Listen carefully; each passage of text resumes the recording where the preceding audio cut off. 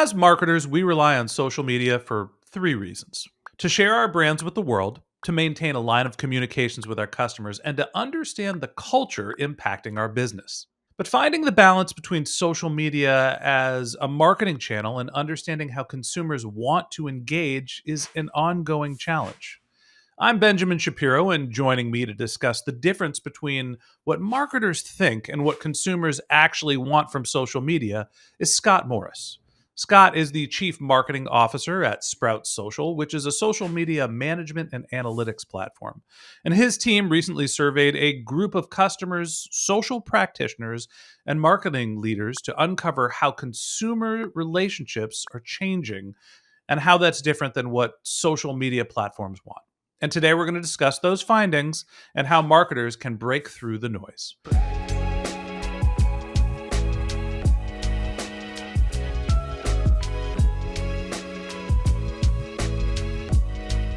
Scott, welcome to the Martech podcast. Thank you so much. It's great to be here.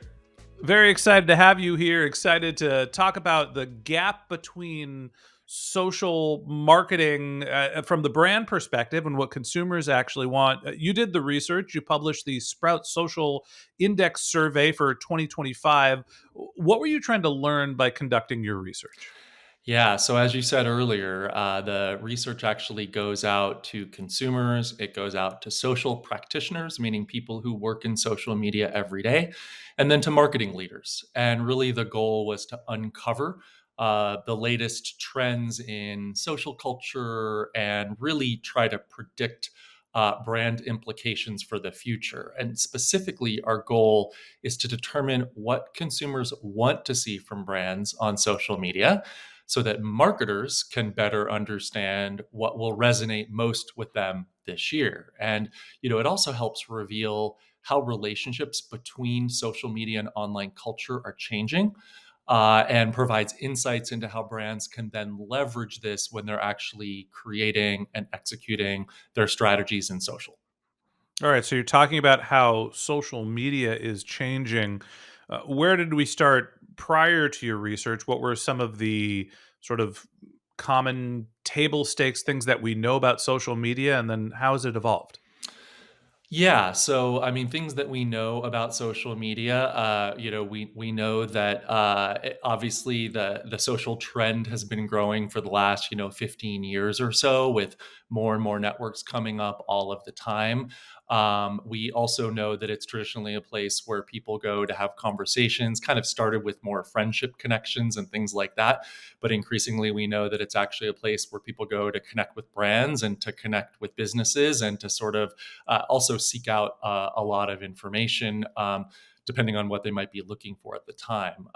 I think that, the way that the research is telling us, like some of the most interesting findings in terms of how consumers are actually using social media, I think there's probably three big takeaways in the research itself. The first one really is around what people are using social media for today, which is that, interestingly, it's the number one source that people are using, consumers are using, to keep up with trends and online culture. And that might not be really surprising, but I think what surprised me was that it actually is number one over friends and family, over TV, over streaming, and over all other digital sources. So we really have seen this demonstrate sort of how paramount social media has become in terms of not only how we stay connected to each other, but how we stay connected to what's going on in the world, right? It's replaced the water cooler essentially. Well, it has, and you know what else it's starting to replace, or maybe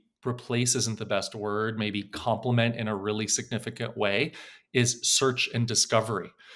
Social media has become a primary search engine for consumers. I mean, I think platforms like TikTok and Instagram and YouTube, those actually are where people go to discover, to learn, and of course also to make decisions, including purchasing decisions. And this didn't come from our research, but I've seen this stat a bunch of times that TikTok is actually the number one search destination for Gen Z now, and Number two is YouTube. And so, this shift, I think, provides a really great opportunity for brands, but it does require kind of a new approach. And social is really, really emerging as a discovery engine, but also at the same time, we have this thing happening where AI is reshaping search. And you've probably heard a lot about this because if you're a marketer, Yeah. Hang on. Before we get into AI, because I do want to ask about that, I want to double click into kind of the difference between a couple different social channels because I think that's relevant for understanding the the changes in behavior from browse to search. Right. Mhm. I think that most of us probably think of social media as a browsing experience. I'm going onto my feed. I've curated it so I have either a list of topics or relationships, accounts that I follow, and I can browse through them to see what's happening in the world. And now you're saying, okay, well, actually, TikTok is like a search engine as much as it is a permissionless content delivery engine. That's I'm absolutely too young for that, right? I'm not personally going into TikTok and being like, you know what I want to learn about? Tell me about the trends in marketing. People are actually just being like, here's a basically a keyword. I'm putting it into TikTok, and now I'm learning about the subject. Is that actually a regular user behavior? 100%. Now, maybe not for your generation or my Yeah, God, generation. I feel I old. know, I think we're about the same. But definitely if you're Gen Z, those are the places you go first.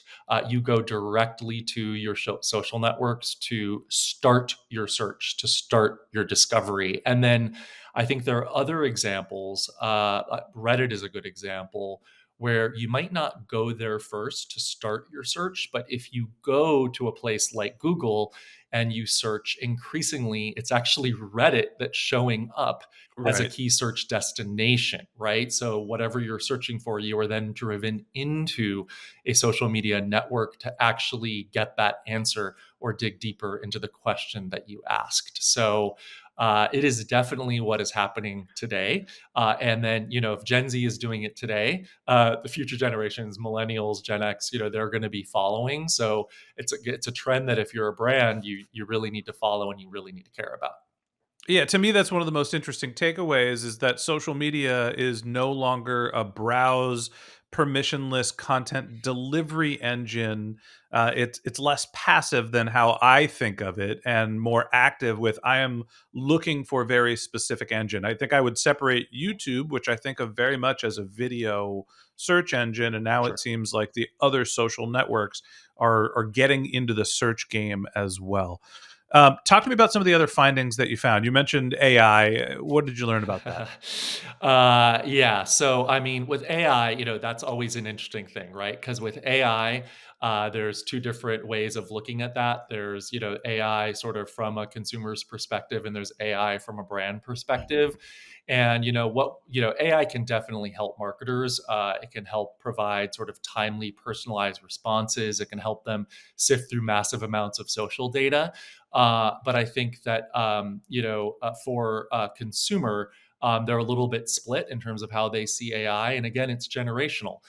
They don't generally they want to know when something is AI, but the younger the generation, the younger the person is, like if they're from Gen Z, for example, they're much more open to AI, which even includes things like AI influencers, and they're very, very open to that. Yeah, that's an interesting trend, and I keep seeing, ironically, LinkedIn posts about synthetic social media, which is AI influencers that are not actually people, Oh yeah. experiences that are, image created that represent what people might want to see or feel, but it's not the real world. Uh, I don't know if you have benchmarks or practices, but like, how big of a deal is this notion of synthetic social? It's a pretty small deal today that we think will be a really big deal in the future. This particular research didn't actually drill into that. And so I don't really have any benchmark data that we can show. But we know that this is another one of those trends that is just becoming more and more prevalent, where there are some really becoming more well-known influencers or creators who aren't real people at all. They are absolutely manufactured, and everything that they're doing is completely AI generated. But it's pretty upfront, I think, today for examples like that. And I think the concerns that a lot of people, including most consumers, have is just really wanting to understand when it's AI and when it's not. A lot of people don't have any problem when it's AI; they just want that transparency and they want to know. Yeah, I think that's where the lines get gray is there's entirely AI imagery, and then there's mostly AI imagery, and I think it'll be harder and harder to distinguish as the tools get richer. Going back and talking about your study, I Yep. want to talk a little bit about the rules of engagement, and understanding what consumers actually want from brands. Talk to me Yeah. about the difference between what brands are thinking and then what consumers actually want, focusing on the consumers first. Yeah, sure. So, what our research showed us is that what consumers want from brands is they want really quick but personalized communications. And in particular, when they're looking for an answer from a brand, when they're basically using social media as an outlet for customer service. About two-thirds, I don't remember the exact number, but around two-thirds of the respondents, the consumer respondents, say that they'll basically purchase products from a competitor, even if they'll purchase products from a competitor if a brand doesn't respond on social media. I mean, it really is and is increasingly becoming a go-to channel for customer service. So responding to customers online is no longer optional, and timeliness really is key there, right? We've got like three-quarters or so of the users expect that response within 24 hours. So that's one of the big areas in terms of how consumers, what their expectations are from brands. And I think another one is that, as customer care standards continue to sort of elevate, brands need to really double down on those interactions. And that means really investing in the right tools and developing the right processes and having the right frameworks in place to really make timely, meaningful engagement possible. And so, brands who succeed on social will be those that really can humanize themselves with sort of relatable and helpful interactions with those consumers. And I mean, I think the bottom line is you need to be able to deliver personalized interactions with customers on social, and that really is no longer a nice to have, right? It's like a strategic imperative now that needs to be part of your marketing strategy. Yeah, it's interesting when you're talking about how consumers want to engage with brands.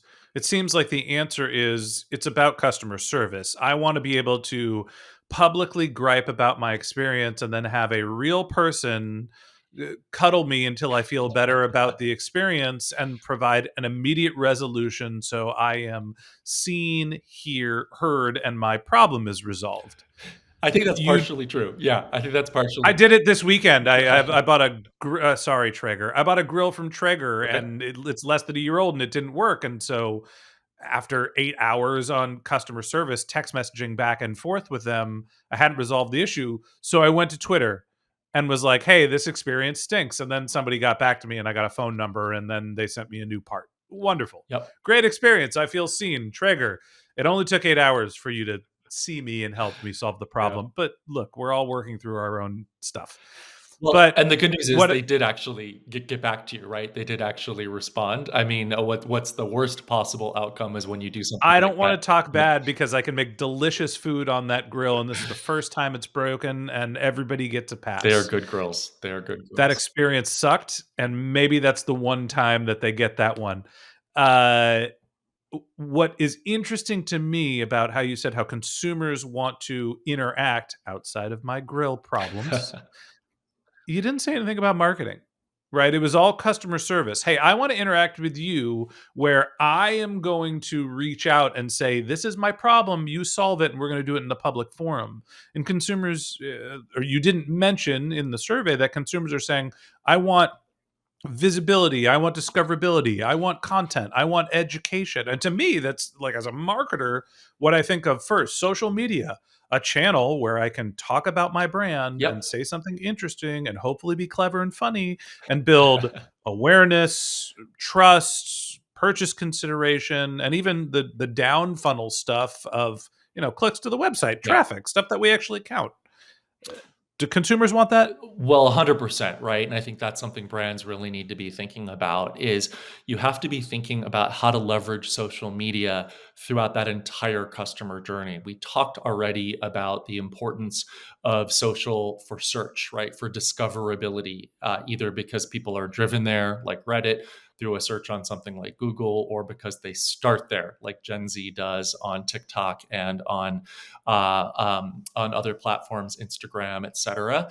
But then actually learning more about your products, learning more about your brand, that is obviously a big role of social media. And that is also where influencers can play a big role, or I really should say creators. They don't call themselves influencers. We call it influencer marketing, but creators themselves call themselves creators. And that is also needs to be a big part of your strategy, which also helps with discoverability and broadening Totally your reach. semantic, but I have to cut you off. To me, creator is somebody that creates content. An influencer is somebody that creates content and has an audience that is consuming the That's content. true. But So they're both in creating this, content. everybody is a creator that is publishing, but an influencer is one that has an audience big enough to actually influence and help a I brand. believe that's true. Although I've also talked to some, I'm going to use your term, influencers who have really large audiences. And when I call them an influencer, they say, I'm sorry, I call myself a creator. Yeah, I'm not an actor, I'm an artist. Okay, anyway, go on. Uh, Yeah, so really it is that whole customer journey that you were talking about. I do think brands, or sorry, consumers have an expectation that brands are going to show up in all of those ways for them. I happen to be focused a little more on the customer service side of it when we talked about it, just because that's an area that I think is probably growing the most. I think discoverability and I think learning more about products and services, that's been around for a while, but increasingly social is trending to be the number one place people are going to go, even to get that sort of post purchase help, like you talked about with your Traeger grill, help yeah, or fixing a problem. you're not wrong, and it's logical that the consumers, when asked, "Hey, how do you want to engage with brands?" is their answer is solve all my problems. Whenever I gripe, give me a hug and some new stuff. That's what I want. That's right. But in reality, what consumers are saying they want doesn't take into consideration. No one's going to say, "You know what I want? I want to be marketed to, and I want it to be easy to find you so I can make a decision on your product." But in reality, consumers are consuming, because that's what they do, they're consumers, the advertising in social media. My takeaway is the notion of omnipresence is probably very important to the consumer, so they can find information about your brand. Because there are so many social channels to go to, you need to be right sized in each channel, and I think that that's probably something that is understated but important to consumers. 100% agree. And that came out loud and clear in the research as well. Well, Consumers good. are present on all social media platforms. The research showed, no big surprise, Facebook, Instagram, YouTube were the most popular platforms across demographics. And then others like TikTok and X quickly follow. But again, if you look at this generationally, Facebook is not the number one network for Gen Z. It's TikTok and Instagram. But a lot of them are still on Facebook as well. And you might argue some of them are on there because they want to keep in touch with, their grandparents or their parents or whatever it is, but they're Right. there, they're present. And I think that's why for a brand, platform diversification is really, really crucial, because you want to make sure that your brand is meeting your audiences where they are. And if you only serve Gen Z, if that's all you care about, then maybe you have the luxury of being on fewer of those networks or those platforms. But if you're a brand that really wants to serve all of those markets, then creating a really strong presence across those platforms is what will allow you to reach audiences in a way that feels authentic to them and on each network. Because as you know, each network feels very different from each other. This is going to end up being our social short for this episode, but I want you to social stereotype for a second here and give me the profiles of the various social networks and who are they most likely for. Like, Snapchat millennials? Is that Gen Z? Where do the different social channels fit in? Yeah, so I think for something like TikTok, that definitely skews younger generations, right? It's sort of the primary right now channel for Gen Z, followed pretty closely though by Instagram, and in particular because of the stories and reels on Instagram. Definitely more the video than sort of the photo side of it. I think so. Instagram really is doing a good job right now of kind of crossing over generationally, because you've got multiple generations where Instagram is one of the top networks that they are tuning into, whereas TikTok is definitely skewing younger. Facebook does skew a little bit older. It definitely does. Boomers are all on Facebook. That's their number one place to go, and Gen Z is sort of close behind them. But as I mentioned, even some of the younger generations are there too. So that probably is the catch-all in terms of the one that has the broadest reach. But where the growth there is probably not with more of the younger generation, because again, they tend to be more on Instagram and TikTok. X is interesting. X has evolved a lot and has changed a lot. That's an understatement in the last couple of years, but it is still a place that is really important. It's a place where a lot of conversations are happening, and so brands who care about reaching those customers, X is a great place for them to be, because they need to be there to either capture those conversations, or if they're using social listening to really understand how their brand is being talked about. There's a very high volume of conversations happening on X. And then let's not forget some of the emerging platforms as well. Like we were talking about Reddit. It seems weird to call Reddit an emerging platform because they've been around for It's so like one of the long, oldest, but they yeah, are a platforms. resurgent platform for sure. Reddit, I think, is relevant today in a way that 5 years ago maybe was less so. And then, of course, you've got things like Threads, and you've got other emerging platforms as well that are starting to gain traction with different audiences. Give me a sound bite for YouTube and for LinkedIn. Where do those social networks fit in? Well, LinkedIn, it's less generational for LinkedIn, and it's simply B2B. LinkedIn is the place where you go to build your career and to connect with other folks when it's career related. LinkedIn is not someplace people are going to make sort of personal connections or things outside of work. So we find that for LinkedIn, it's less generational. It's more probably one of the best places for a B2B company to be, just because it's a great place to talk to business buyers. And then what was the other one you asked about? YouTube. Oh, YouTube. Yeah. YouTube is interesting. Again, been around for such a long time, has always obviously been very video centric, also does a really, really good job of reaching across generations. We saw some interesting trends back with the threatened on again, off again TikTok ban in the US, where YouTube was seeing a bit of a surge there, especially YouTube Shorts. YouTube Shorts are pretty popular with younger generations as well. Again, sort of those quick hit videos, which is not that unlike what you would experience on something like TikTok or Instagram Reels. So if I think about the channel, say, if my very short version of what they're used for, I would say Facebook really is kind of your catch-all. Facebook is great if you want to reach across generations, regardless of the type of content you're trying to deliver.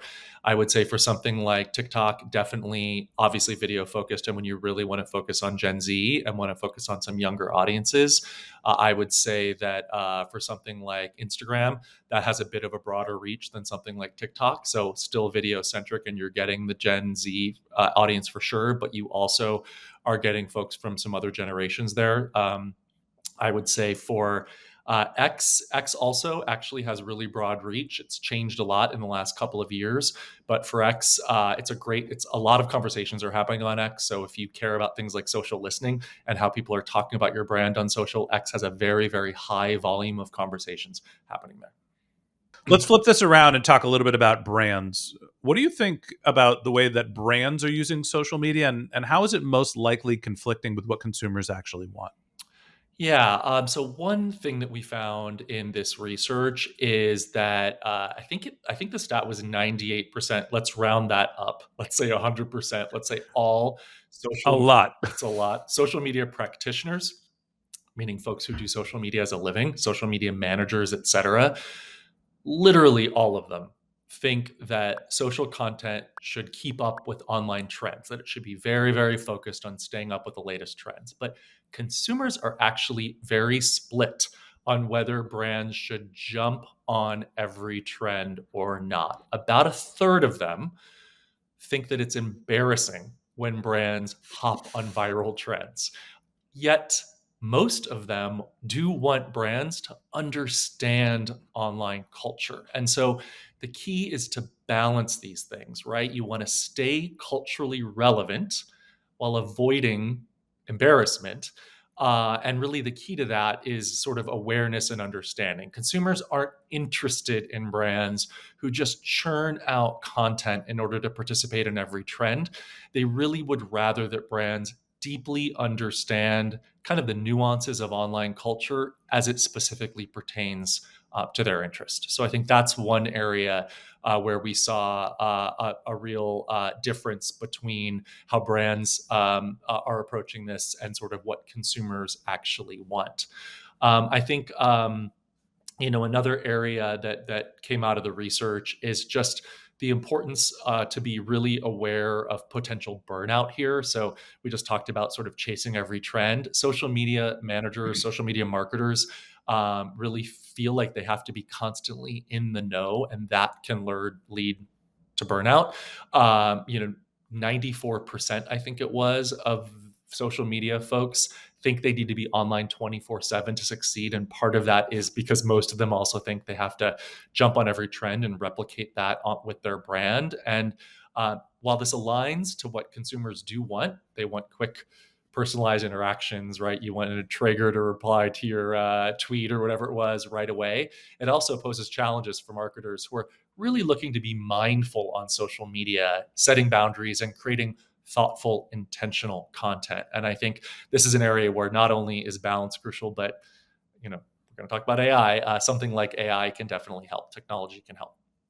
Yeah, it's interesting the sort of concept of newsjacking, where if you're a social media manager and you're thinking about how to get your brand out there, hopping on top of every story seems relevant, but it might not be interesting if I have I don't know, some sort of a any sort of product. Like if I'm running a restaurant, I don't need to be talking about tariffs, right? That's just not necessarily relevant. Actually, it's probably relevant to everybody because prices are going up, Yeah. but maybe it's not something I'm using in my social media marketing. Can you think of other examples of brands that have been a little tone deaf trying to do the sort of newsjacking, always on social content? Yeah. So, what brands do I think have done a bad job of this? I'm not sure that I want to call out a specific brand by name, but I think we've all seen examples.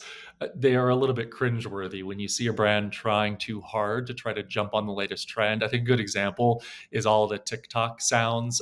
You see brands all the time trying to replicate that. I even see, creators, influencers, whatever word you want to use, trying to do that sometimes. And even when like the recording is out of sync, like the audio, and then how they're trying to do the video. And it's just really, really cringeworthy.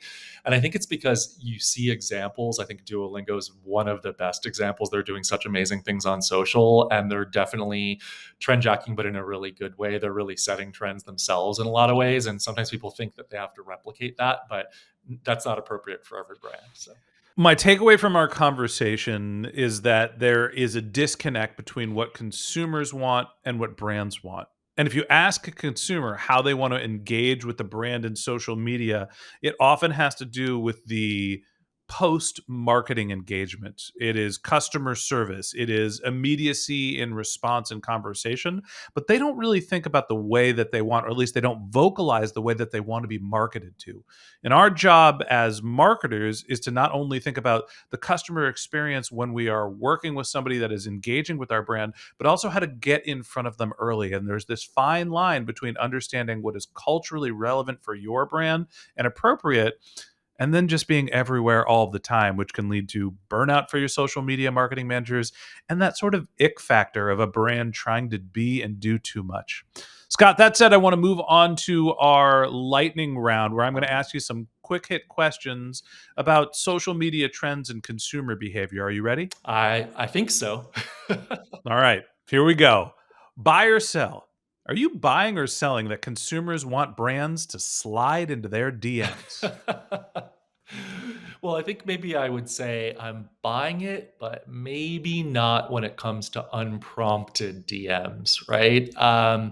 Again, looking back at the research, it showed that the most memorable thing a brand can do on social is to respond to customers. We use your Traeger example. They expect really fast, personalized, responses and care. They'll go to a competitor if you don't. So I do think that personalized responses can build brand loyalty and trust. But I don't think people necessarily want you to slide into their DMs unprompted. But I think that is where they want to have conversations with you, especially when they're initiating the conversation. There's a dating metaphor here. You you got to play it cool at first, right? Yeah, maybe You that's you got true. to say hello, start a conversation, see what their interests are, and then eventually over time you can find a way to move the conversation in the direction you want it to be. It's a good Unless analogy. it is a direct request for action, That's and right. then, you have to be more upfront, but be responsive and jump on the opportunity when it unearths itself. And I'll stop with the dating metaphor right there. Probably a good idea. All right, next one. Trend or trash? Is the concept of AI generated Mhm. influencers trend or trash? We talked about that a little bit earlier, and it feels like a loaded question, but I'm gonna give you my perspective on it. I think from a consumer perspective, I think it's a little bit too early to tell. Consumer sentiment specifically towards AI influencers is really equally split right now. About 2 out of 5 would actually be more interested in a brand that is using an AI influencer, but that same number would be more distrustful of a brand that does that. So you're really walking a fine line here when it comes to something like that. I do think, however, it's, as I mentioned earlier, it's likely to be more trend than trash in the coming years. As I also mentioned earlier, younger generations, they're more interested, they're more open to AI influencers, they're less resistant to the idea. I also think brands are increasingly partnering with influencers across the board, and that does include some AI influencers. But in general, the influencer trend is just so massive. Two-thirds of brands in 2025 plan to partner with more influencers this year than they did last year. So influencers are huge. AI influencers are on the rise. We will see how that evolves over time. I personally can see that as being where maybe human influencers are the ones who maybe have that broadest reach, but there is definitely a niche for micro influencers where AI influencers could play a big role there. Great answer. And let me pound the table on trash, trash, trash, trash, trash. That's fair. We don't need fake people trying to influence real people by pretending to be real people. They're fake. It's Influencing not or real. de-influencing, who knows? I know defeats the purpose of influence. I am hard on the trash for this. No, You're also showing your generation. I don't want fake people pretending to be real people in Fair. my Instagram feed. Let's move on. But are Toss up. you okay about it in customer service if you're dealing with a bot and you maybe don't know that it's a bot? The experiences right now are terrible. I always know it's a bot because I ask a question and the answers don't seem like people. Fair. No, give me It's a getting real better and better. person. It's getting better and better, And though. I know, but the argument is that, hey, real people aren't perfect either. Sometimes you get somebody that doesn't speak the language, and that's not great either. No, do a good job with a real person and give me a real answer. Fair. God, I'm fired up on this one. Trash. Okay. Toss up. What matters more, quickly responding or providing the right answer to customer service Mhm. questions? Both. Uh, That's not no, it's a toss hold up. You on, gotta hold pick on. one. Well, so I would say speed is of the essence. I would say that, right? Speed is of the essence. Two-thirds of users expect a response within 24 hours, or they're going to go to a competitor if you're not responsive. So the answer can't not be speed, right? Quick, personalized answers are the expectations that people have in today's landscape. But overly generic replies are no longer acceptable either. So you got to balance this. And that's what I mean when I say it's a little bit of both. Consumers value originality. So ensuring messages are personalized specifically to what they're looking for and accurate, as we just talked about, is a really effective way to find balance. And this is an area where AI can help. No, not an AI influencer and not a chatbot, but for basic routine questions, AI can respond at scale and it can even do it in your brand's voice. And it's getting better and better at doing that. And a great reason for doing that is so that marketers don't have to spend as much time on that, on kind of the menial rinse and repeat stuff. And they can instead focus on that more authentic, crafted outreach that requires that human touch. Yeah, for me, I think the immediate response is actually more important than the perfect answer that's delayed. Because I think what you can do when you're dealing with angry customers is be sympathetic and empathetic first, and then say, let me go work on a That's right. solution. I mentioned the experience I had. My grill was broken. It took too long for me to get through customer service trying to use text messages. And eventually I went onto social and started barking. And what I wanted was someone to come in and say, hopefully a real person, to come in and say, dang, that sucks that the grill doesn't work. It's really rare that that happens. It sounds like you went through the steps already for customer service. Hang on a minute. Let me see what I can do for you, and I'll be back to you shortly. Yeah. Let me get That back. buys you the time to go get the perfect answer without having the here is the resolution up front. So I think that the immediacy actually matters more than the perfect solution up front. I agree. It's that whole perfection is the enemy of the good, right? Yeah, I definitely agree with that. I think getting something out quickly, showing that you're listening, that's what's most important, that you're listening, that they were heard, even if you don't have the final answer for them right there. All right, last question. Double down or diversify? Should brands double down on top performing social channels or diversify their efforts across multiple channels?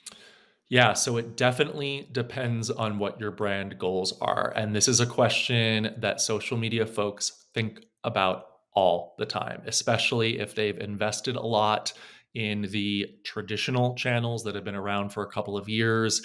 And then you have things like Threads and Mastodon and others that are coming on and they're struggling with whether they also need to expand to those channels. I would say that what we like to call strategic platform diversification really is key. It's kind of hard to predict what's next, the way everything is evolving so quickly.